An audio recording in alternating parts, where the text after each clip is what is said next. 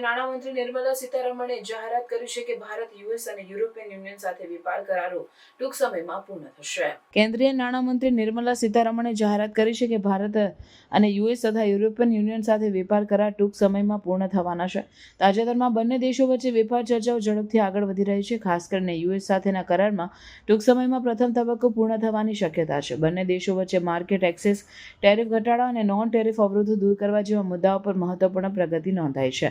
US સાથેના વેપાર કરાર માટે 9 જુલાઈની સમયમર્યાદા મહત્વપૂર્ણ છે, કારણ કે ત્યાર પછી 26% રેસિપ્રોકલ ટેરિફ લાગુ થઈ શકે છે. ભારતે પોતાની રાષ્ટ્રીય હિતને પ્રાથમિકતા આપી છે અને યુએસ તરફથી જીએમ ફસલ, મેડિકલ ડિવાઇસ અને ડેટા લોકલાઇઝેશન જેવા મુદ્દાઓ પર ચર્ચા ચાલી રહી છે.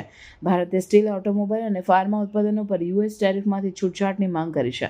બંને પક્ષો વચ્ચે હજુ પણ કેટલાય મુદ્દાઓ પર મતભેદ છે, પરંતુ વાટાઘાટો અંતિમ તબક્કામાં છે. યુરોપિયન યુનિયન સાથે પણ ભારતના વેપાર કરાર માટે ચર્ચાઓ ચાલી રહી છે. સરકારના જણાવ્યા મુજબ આ કરારો માત્ર વેપાર વધારવા માટે જ નહીં, પણ ભારતના ઉદ્યોગો માટે વૈશ્વિક બજારમાં વધુ અવસરો ઊભા કરવા માટે પણ મહત્વપૂર્ણ છે. વેપાર કરારથી ભારતના textile, pharma, engineering, auto parts અને અન્ય ઉત્પાદનોને વધુ બજાર મળશે, જ્યારે વિદેશી રોકાણ અને ટેકનોલોજી ટ્રાન્સફર પણ વધશે. નાણામંત્રીએ જણાવ્યું છે કે આ કરારો ભારતના નિકાસકારો અને ઉદ્યોગોને વૈશ્વિક સ્તરે સ્પર્ધાત્મક બનાવશે અને દેશના અર્થતંત્રમાં નવી ઉર્જા લાવશે. વેપાર કરાર પૂર્ણ થયા બાદ બંને પક્ષો માટે વિન-વિન સ્થિતિ સર્જાશે અને ભારત વિદેશ વેપાર સંબંધો વધુ મજબૂત બનશે.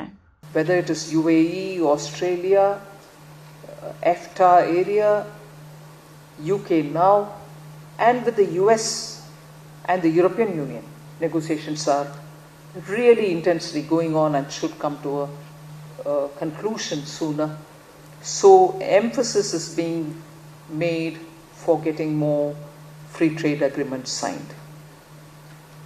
So if all this is on, I said already the feature of the Indian exports are also transitioning. India's total exports reached an all-time high of $825 billion and achieving 6% growth over the previous year, and a significant leap of $466 billion over 2013-14. Then, if you look at it, I did mention, while the global exports grew only by 4%, India's exporters managed to fast track and cross 6.3%.